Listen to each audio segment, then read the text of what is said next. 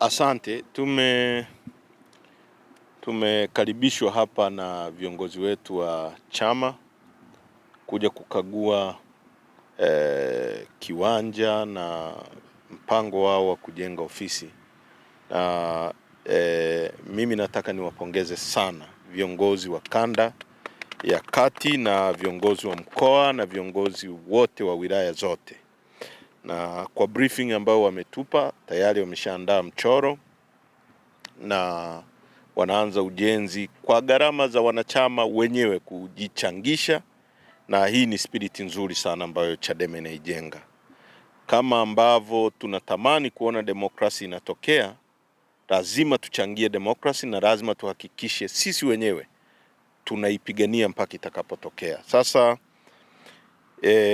sisi kama chama makao makuu tumefurahishwa sana na hili jambo, na nataka kupitia ujenzi wanaoanza hapa ofisi ya kanda ya kati, na ambayo kwa kweli tunafikiria kwamba yawe makao makuu madogo kwa sababu shughuli nyingi sana zitakuwa zinafanyika hapa, jumuishaji wa matokeo ya uchaguzi na vitu vingine vyote.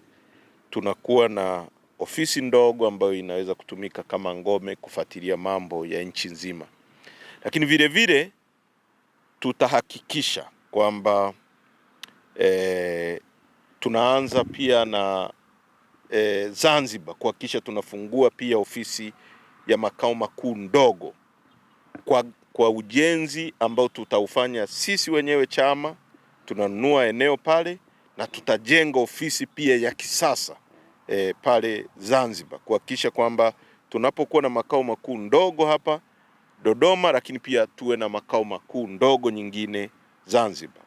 Swala la ofisi ya makao makuu limekuwa ni kizungumkuti cha muda mrefu mpaka tulipolikamilisha mwaka jana.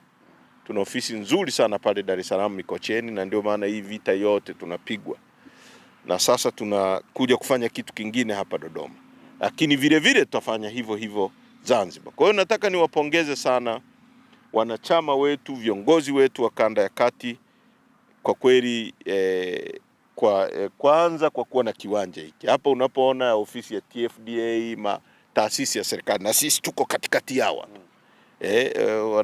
wanakuaga na roho mbaya, wataanza kujiuliza Chadema imepataje? Ndio hivyo tunacho hapa, tumeshapata na tutajenga kitu cha maana hapa.